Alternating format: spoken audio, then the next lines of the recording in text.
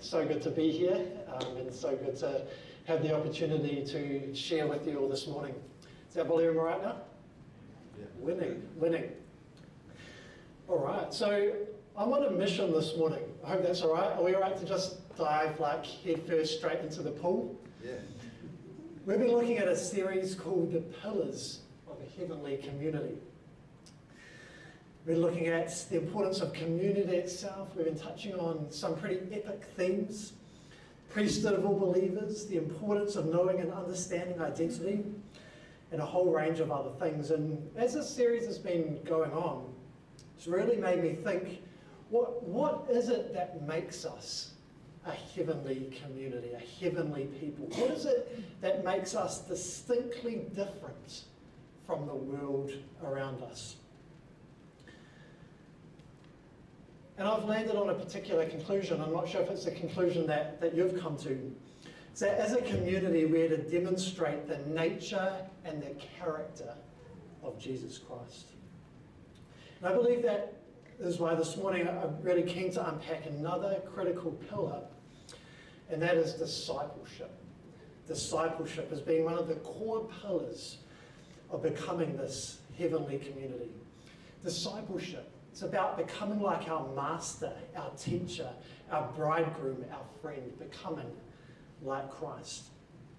Without discipleship, I would say that the church is no more than a collection of saved sinners. But actually the eternal call of the gospel is to be this apostolic entity that demonstrates the nature and the character of Christ to our generation here in 2024, Wellington, New Zealand. Now, I believe that this is a call for people of every age, every life stage, every gender, every ethnicity, people of every political leaning.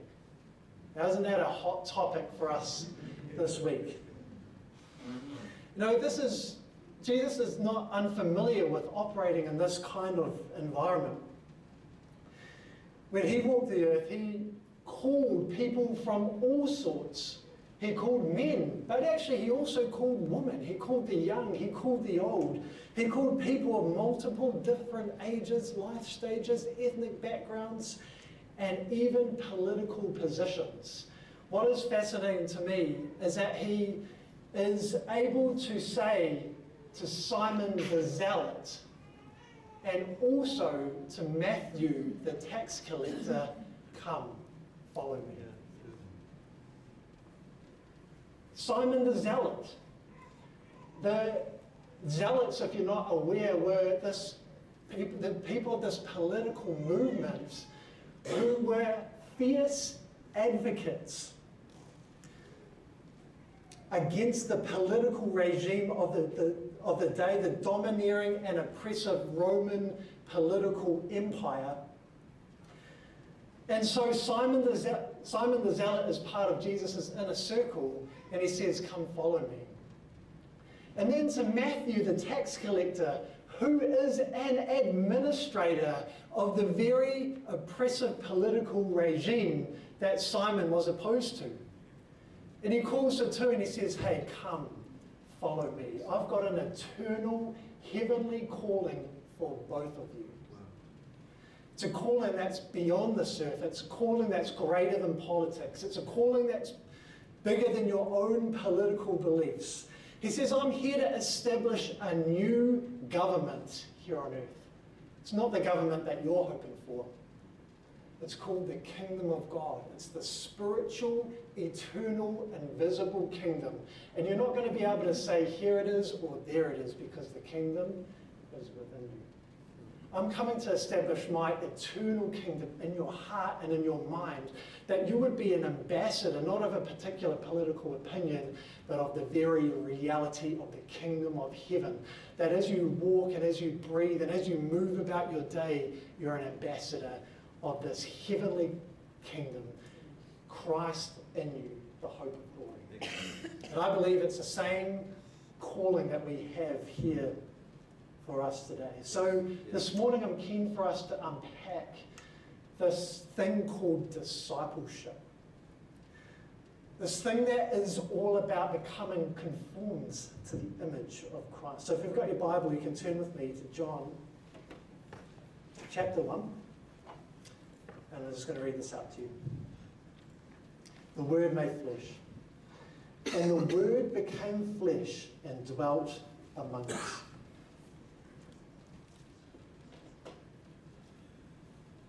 And we saw his glory. The glory is the only begotten from the Father, full of grace and truth. John testified about him and cried out, saying, "This is he who I said, he who comes after me has a higher rank than I, for he existed before me. For of his fullness we have all received, and grace upon grace. For the law was given through Moses, grace and truth were realized through Jesus Christ. No one has seen God at any time. The only begotten who is in the bosom of the Father, he has explained him."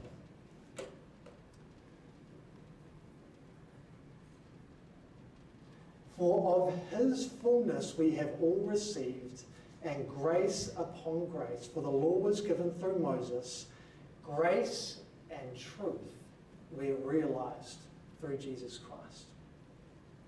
Now, I don't know if anyone here has heard of Dr. Henry Cloud. Has anyone heard of Dr. Henry Cloud? A few counsellors in the room alone. I know who you're talking about. Dr. Henry Cloud is probably one of my favourite authors. He's a well-known, world-renowned Christian psychologist and theologian. And he insists that both grace and truth are critical for any kind of real transformation and change. He describes how grace is relational while truth is structural. What do I mean by that? Grace is the unbroken, uninterrupted, unearned, accepting relationship. It's the kind of relationship that Adam and Eve had in the garden from the beginning. And truth is what is real, and he says it's the skeleton that life hangs upon. In the same way that our DNA contains the form of our physical life will take, God's truth contains the form our soul and spirit should take. Grace, God's unending, unconditional love through Jesus Christ, and truth, God's potential for us that existed before the world was ever created. You know, Romans says that before creation of the world, we've been predestined to become conformed to the image of the Son. Now, let me just illustrate this further, because there can be dangers of being a little bit lopsided with either grace or truth, as opposed to the grace and truth that were realized through Jesus Christ. Now, if you're writing notes, you can write this down, Deli. I got you, my man. Truth without grace leads to performance-orientated acceptance. But grace without truth leads to apathy, entitlement, and unfulfilled potential. But grace and truth that are realized through discipleship, through Jesus Christ, lead to a deep sense of belonging and ongoing transformation into the image of God by his divine power that's at work within us. Weren't those prophetic words so timely this morning? And to say, like, Lawrence, man, you've been absolutely on fire over the last couple of months. He who began a good work is faithful to complete it. Grace, he who began the work entirely begun by him, is also faithful to fulfill the very reality of his truth in us, conforming us to the very image of his Son, predestined before the foundations of the world. Thank you, Lawrence, for being faithful to that word. So let me set this out a little bit more for you. Truth without grace. Now, does anyone know who this is? All the English people and everyone else, even Pete. Thierry Henry, the man, the myth, the legend. Thierry Henry himself. Now, let me just give you a bit of an overview of some of his achievements. Thierry Henry, considered one of the greatest strikers and one of the greatest football players of all time.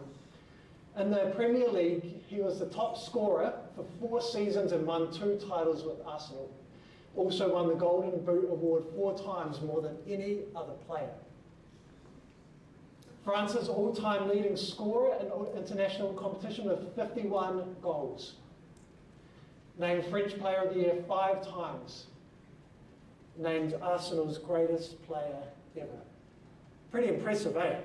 Pretty impressive list of achievements for this guy. But Thierry Henry recently opened up in a really fascinating interview, you can go and listen to it online if you're interested, about how his early childhood experiences might have played a really key role in his development, transforming him into the star that he later became, but left him unequipped to deal with life outside of sport. Now I'm just going to read this to you. From the moment that Henry was born, football was thrust upon him. The first time his father held him as a baby, he spoke words that have followed the striker throughout his glittering career. Here's a quote. "This baby will be an amazing football player." Fulfilled prophecy? Maybe. After that, you can imagine what comes next. Henry shared, "I was programmed to succeed. It was always a mission. I was on a mission to fulfill my dream, to please my dad." This was no simple task. His father was not an easy man to please. Henry relates how when he scored 15 goals in a victory as a child, his dad, on the drive back home, didn't give him any congratulations, but instead he was admonished for all the things he hadn't done right. This is another quote. "The most difficult thing for me to do as a man and as a player," he shares, "was to please my dad. Even as he won plaudits, trophies, and absolute admiration of the fans at the back of his mind, it was always what I didn't do." Henry describes it as an athlete. He was developed from his childhood. He was developed as a football player from his childhood, but the human being side of me was missing. Another quote, "When people see my path, they say it was always going to be, but that's not true. I always had to battle. When you know the hardest thing I had to do was please my dad, the rest was easy for me. Everything that came in my career was so easy than what I had to do to please my old man, and my young self is still waiting for my dad's approval." Henry states in the interview that throughout my career and since I was born, I must have been in a form of depression. Only now have I begun the process to heal and to develop what for so long has been holding me back as a person. Still, Henry admits that he's looking for approval, something he acknowledges is a strange situation for one of the best players to have ever played the game. Someone who won all there was to win, someone who has a statue of him outside a stadium, someone who will go down throughout history as invincible. But this was never the approval he was looking for, and the approval he had never obtained. Man, I was almost in tears, when I heard this. It's heartbreaking. Now this is the damaging reality of truth without grace. A prophetic call, even a call that is real and tangible and possible, without the reality of grace, the nurture, the acceptance, the kindness that left him as an absolute superstar legend, but left him completely high and dry without the emotional maturity and the structure to hold his head high, knowing that he was enough just as he was. It's truth without grace. Now, for many of us, our Christian life can feel like that. The gospel can sometimes feel like an impossible standards that we have to live up to, without realizing that he loved you before the world ever was. That before you took a single step towards doing anything for him, or to please him, to work for him, to co-labor with him, you were accepted and chosen as his child.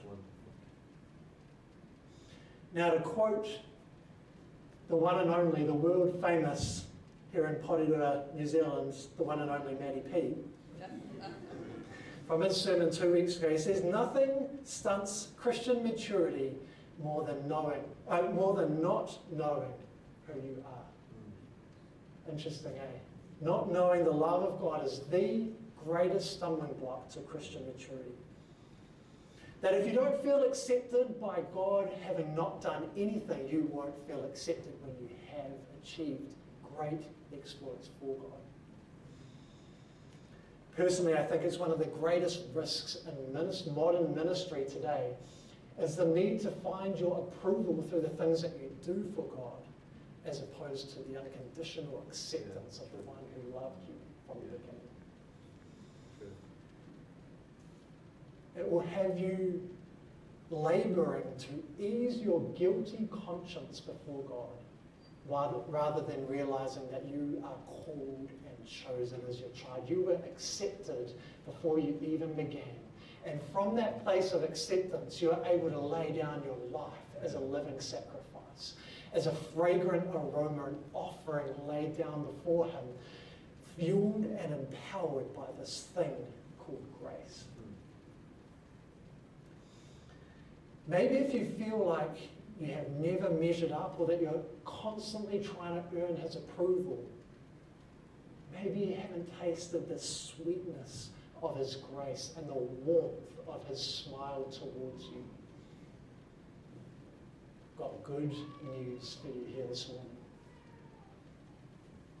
That his smile is turned towards us. That you can go home this afternoon, put your chair in front of the window, and allow the sun to come onto your back and feel the warmth of his smile. Knowing that you are chosen and called before the foundation of the world, which is entirely a gift of his grace before you do anything, good or bad, right or wrong. Wonderful. Let this be the day that you encounter and experience grace for the first time. Wonderful. It's why grace is one of the hallmarks of this community and always will be.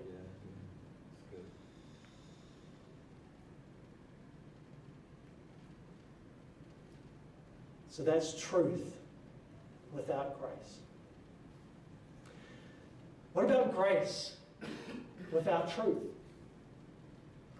Now in Exodus 3, God promises to bring his people out of Egypt and into a land that is flowing with milk and honey. As you walk through the scriptures, you see how God moves in so many incredible and miraculous ways. He brings them out of Egypt with his strong, what does it say, his outstretched arm. He causes the plagues to come upon Egypt and Pharaoh. He passes over the firstborn son and spares them from certain death. He opens up the Red Sea so that they can walk right through it on dry land, escaping the evils of Pharaoh and the Egyptians. It says that as they moved into the wilderness, their shoes did not wear out for 40 years. He led them by smoke, by a pillar of fire by day and a cloud by night. And that day in, day out, he literally rained manna from heaven to feed them. It's the incredible graciousness of God. And yet they're caught, and you see this in Numbers 21:4 verse 5. It says this, then they set out from Mount Hor by the way of the Red Sea to go around to the land of Eden, and the people became impatient with the journey. The people spoke against God and Moses. Why have you brought us up out of Egypt to die in the wilderness? For there is no food and no water, and we loathe this miserable food.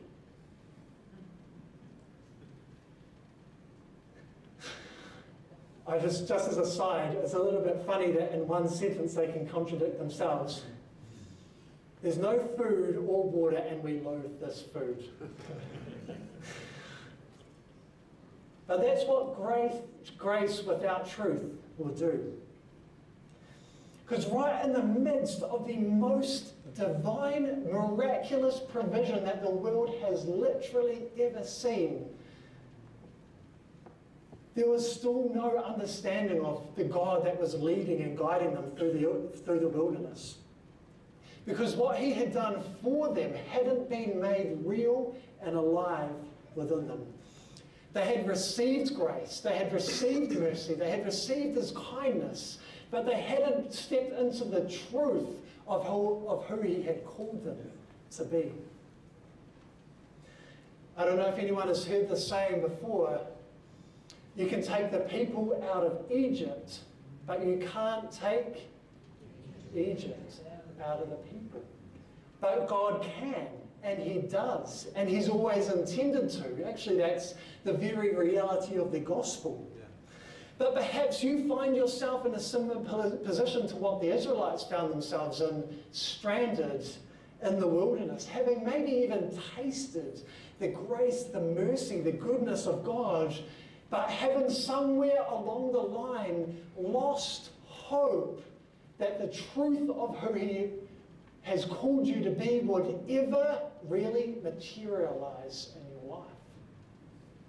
Maybe you believe God for forgiveness of sin, for healing, for reconciliation, but have somehow lost the hope that God would actually complete what he started in you.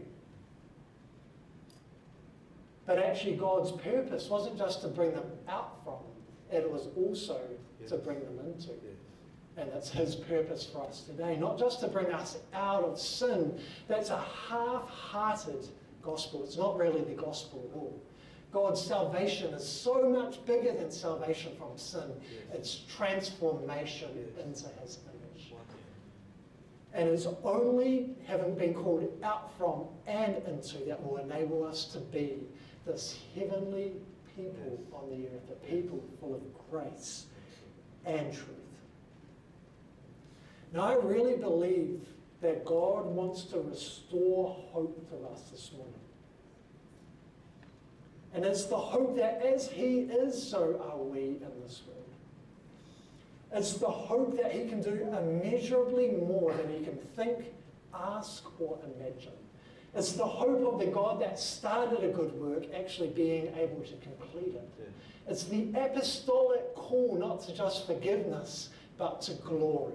Because it's Christ in you, which is the hope of glory, the hope of radiating the very reality of God here in your day and age, in my day and age, in Porirua, New Zealand. I honestly believe it's what the world is so desperately crying out to see. It says that all of creation is groaning in eager anticipation for the sons of God to be revealed. Sons who know their Father, sons who have been raised by their Father, sons who radiate their Father, sons who reflect their Father. Not immature sons, but sons who step up and into the full measure of stature that's in Christ because they've received grace, but they've also been shaped by the very truth that they were called to, and they stand and walk and are radiant. That's my hope for all of us. So, it's time to believe again.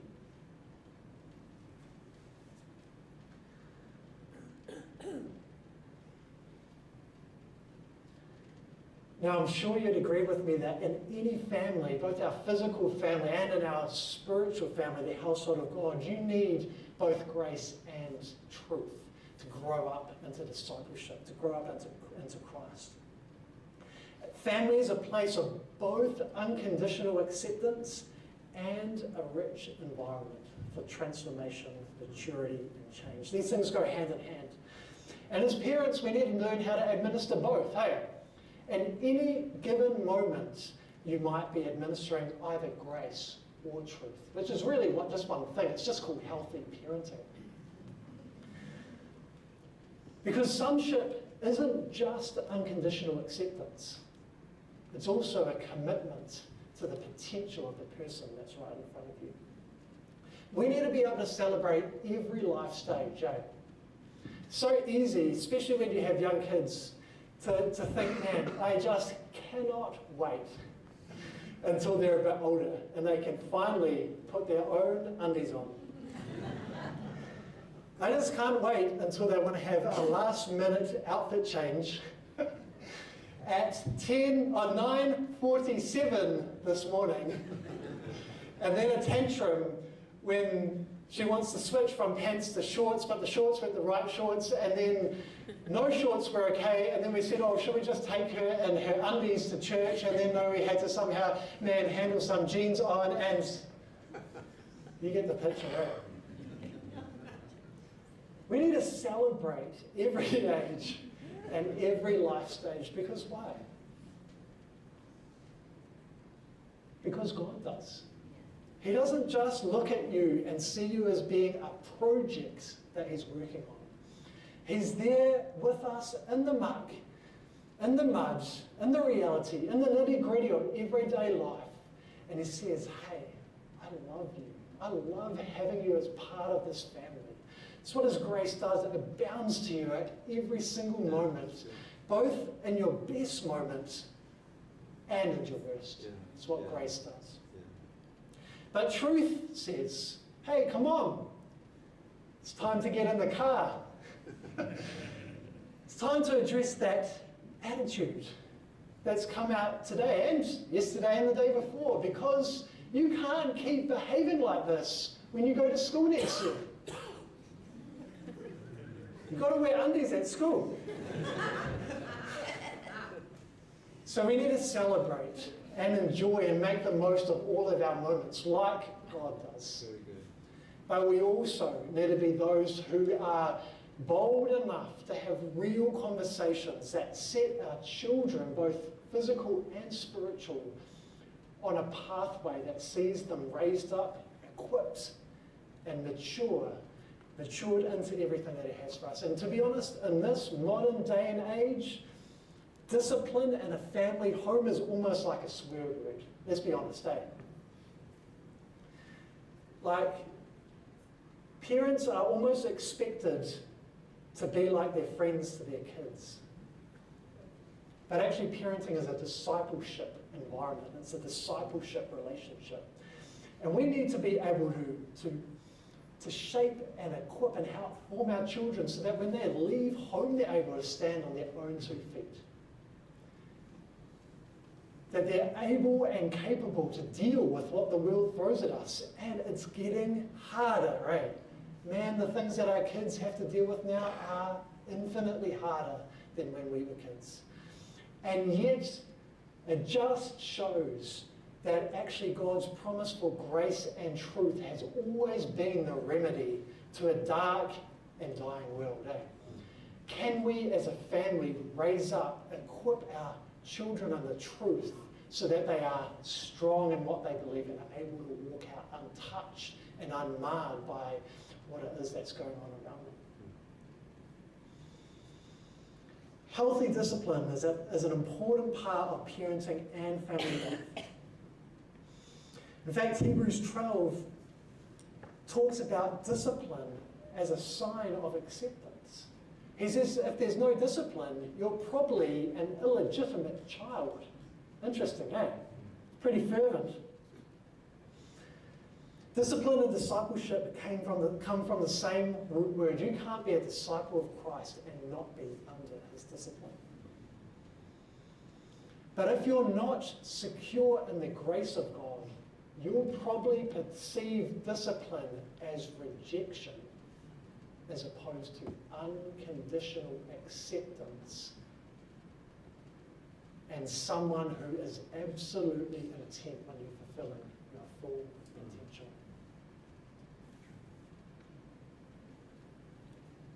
Grace and truth. But don't let that discipline become too much, because it says, fathers, don't exasperate your children so that they lose heart. It's possible in the scope of discipline to be so overbearing that you actually push them away entirely, that they, I don't know, leave home, do whatever, and then all of a sudden you lose the opportunity to meaningfully contribute because you've brought the hand of grace as opposed to the softness and the hand of truth as opposed to the softness, the kindness, the mercy contained within His grace. So we need both grace and truth. Well, I think we're almost at time, eh? Is that where we're at? So, let me just wrap this up quickly. Discipleship is about transformation and change, but from a position of deep acceptance and identity. Grace is the spearhead of the arrow, but truth is the tail that provides its direction and its trajectory. I honestly believe that grace has been the hallmark of this community, and it always will. And I feel like it's created such a fertile ground that when truth comes, it's perceived not as rejection, but as unconditional acceptance and an apostolic call to the more of God that we were predestined to live in and live out. Hey? Calling us both out of and into. That He who begun a good work is faithful to see it completed. I have a few application points. I'll save them for another day. It's probably enough. So, Father, I just want to thank you for the grace that has been so present here amongst this people. Father, I want to thank you that you're calling us through grace to a greater application, a greater maturity through your truth. Father, I pray that we wouldn't resist any of it, but our hearts will be found so humble, so open to receiving your word that changes and transforms us on the inside. Father, I pray that we would become this people of love who would demonstrate and radiate the reality of Christ to a broken, hurt, and dying world. Father, let us be these ambassadors of hope, having received grace but having been shaped by truth. Father, let us not shy away or shrink away like the Israelites did in the wilderness. Let us be those who receive your mercy and push on, push forward, and push into the fullness of your Son, being convinced and convicted that you who started a good work can complete it by the power of your Spirit at work within us. In Jesus' name, amen.